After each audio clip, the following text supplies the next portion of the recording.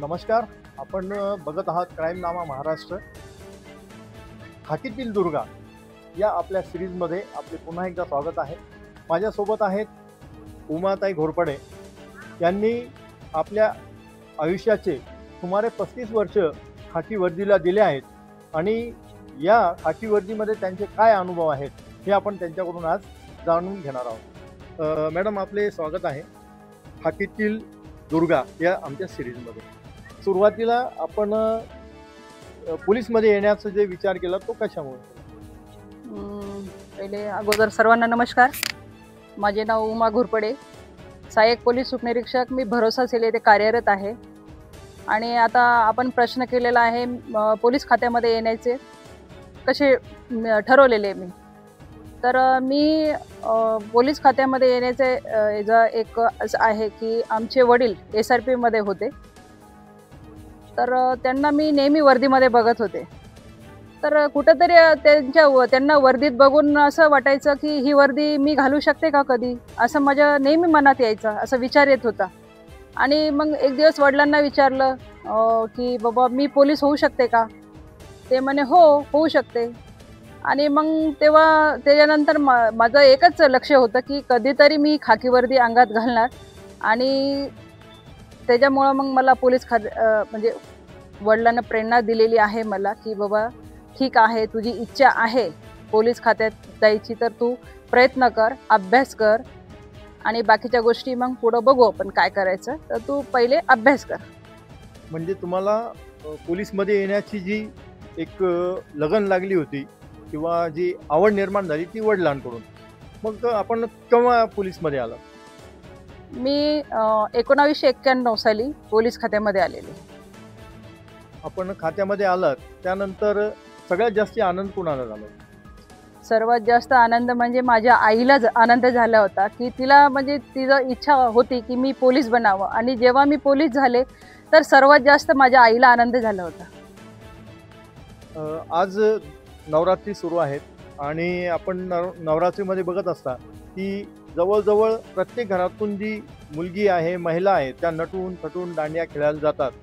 आणि अशा वेळेस जर तुम्हाला इमर्जन्सी ड्युटी लागली किंवा तुम्हाला तुमच्या कर्तव्यावर जाण्याचंच म्हणजे भाग पाडलं गेलं तर अशा वेळेस दुःख होतं का की आपण असं नटून किंवा तयार होऊन आपण दांडिया खेळायला किंवा इतर सणाला जाऊ शकत नाही? बरोबर आहे, दुःख तर कुठेतरी वाटतंच, पण कर्तव्यासमोर काहीच नाही आहे. आम्हाला पण वाटतं आम्ही नटावं, सजावं आणि पूर्ण सण साजरे करावा, पण आमच्या कर्तव्यापुढं आम्हाला ते करता येत नाही. त्याच्यामुळं आम्ही ज्या ठिकाणी आहे, जिथं आमचं कर्तव्य आम्ही पार पाडत आहे त्या ठिकाणी आम्ही एकदम एन्जॉय करत आनंद साजरा करतो. आणि जे काही सण असतील ते आम्ही त्या जागेवरच साजरे करतो. अनेकांचा असा अनुभव येतो की घरामध्ये कोणीतरी आजारी आहे किंवा एखादा काहीतरी आनंदाचा क्षण आहे आणि अचानक त्यावेळेस एखाद्या कर्तव्यावर जायचं आहे. अशा वेळेस काय वाटतं?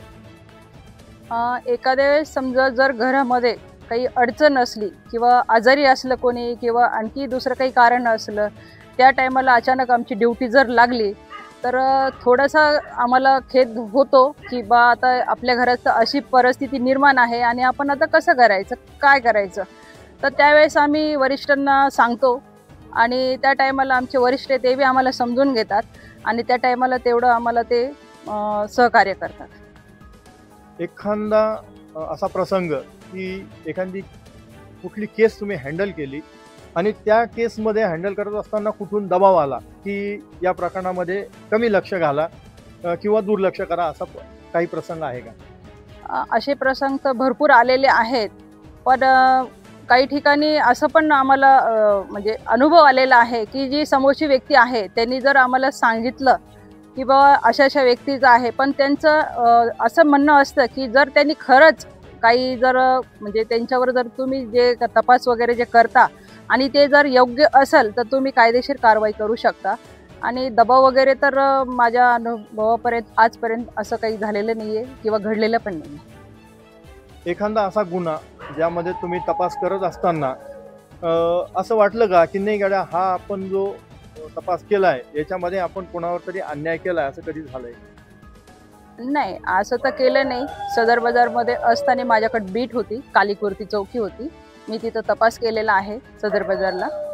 आणि त्या टायमाला मी असं कोणावर म्हणजे अन्याय केलेला नाही आहे. जर अन्याय करणे नाही, चुकून अन्याय कोणावर झाला तर पश्चाताप होतो असं नाही, माझ्या मते तर मी असं चुकून माझ्याकडून झालेलं बी नाही आहे. आणि जे योग्य आहे ते मी बरोबर कायदेशीर कारवाई केलेली आहे त्यांच्यावर. आणि मला पश्चाताप तर झालेला नाही आहे आणि माझ्याकडून चुकूनही असं काही घडलेलं नाही आहे.